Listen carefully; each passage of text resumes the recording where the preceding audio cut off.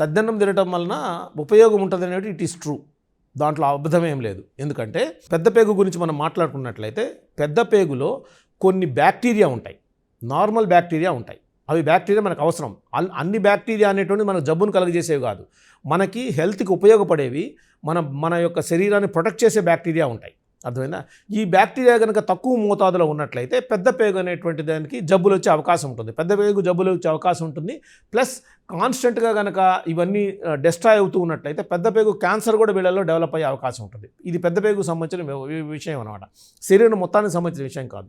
కాబట్టి ఒక్కొక్కసారి ఏం చేస్తాం మనము, ఈ యొక్క ఇన్ఫెక్షన్ వచ్చినప్పుడు ఓకే, ఏదైనా ఇన్ఫెక్షన్ వచ్చి డయేరియా వస్తుంది, లూజ్ మోషన్స్ అయిపోతాయి, ఇన్ఫెక్షన్ వల్ల తగ్గిపోయిన తర్వాత కొన్నిసార్లు కొన్ని రోజుల పాటు వాళ్ళకి ఈ యొక్క మోషన్ అనేటువంటి ఎక్కువసార్లు పోతూ ఉంటారు.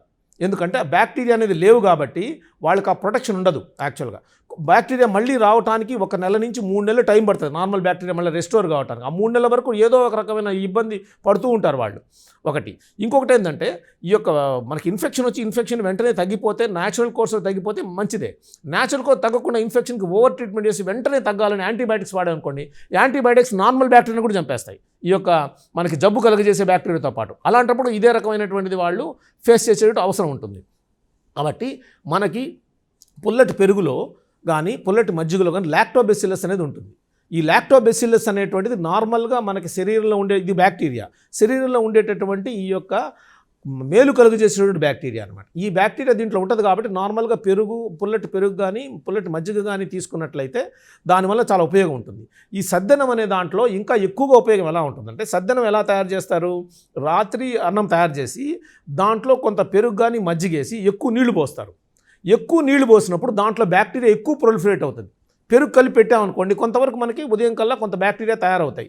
నీళ్ళు ఎక్కువ పోసామనుకోండి, ఎక్కువ బ్యాక్టీరియా తయారవుతాయి. కాబట్టి నార్మల్గా ఇప్పుడు ఈ కాలంలో ఏం చేస్తున్నారంటే, ఇప్పుడు ఈ సద్దన్నాలు అవన్నీ లేవు కాబట్టి ఈ యొక్క పుల్లటి బ్యాక్టీరియా మన మందు రూపంలో, ఫ్లూయిడ్ రూపంలో వస్తాయి, అవి తాగుతున్నారు కూడా, అవి తాగొచ్చు. కాకపోతే ఈ సద్దన్నంలో ఏంటంటే ఈ విధమైన బ్యాక్టీరియా తయారవుతాయి కాబట్టి ఇది కనుక తిన్నట్లయితే డెఫినెట్గా నార్మల్ రెస్టోర్ అవుతుంది. ఇప్పుడు లేటెస్ట్గా కొన్ని అమెరికన్ స్టడీస్లో కూడా ఏంటంటే వారానికి ఒక్కసారైనా సద్దన్నం తిన్నట్లయితే చాలా ఉపయోగం ఉంటుంది. వాళ్ళకి పెద్ద పేగు క్యాన్సర్ ఎక్కువ వాళ్ళకి, కాబట్టి పెద్ద పేగు ప్రొటెక్ట్ అయ్యే అవకాశం ఉందని అంటారు.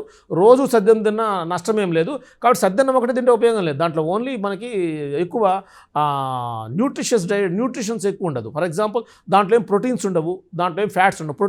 ఫ్యాట్స్ కూడా బాడీకి అవసరం కాబట్టి సద్దన్నంతో పాటు వేరే ఆహారంతో పాటు కలిసి తిన్నట్లయితే, ప్లస్ మనకి రోజుకి ఎన్ని క్యాలరీస్ ఉంటాయి అంతకంటే ఎక్కువ మోతాదులో తీసుకోకుండా ఉన్నట్లయితే ప్రతిరోజు సద్దన్నం ఈ విధంగా తయారు చేసుకొని తిన్నా కూడా మంచిదే.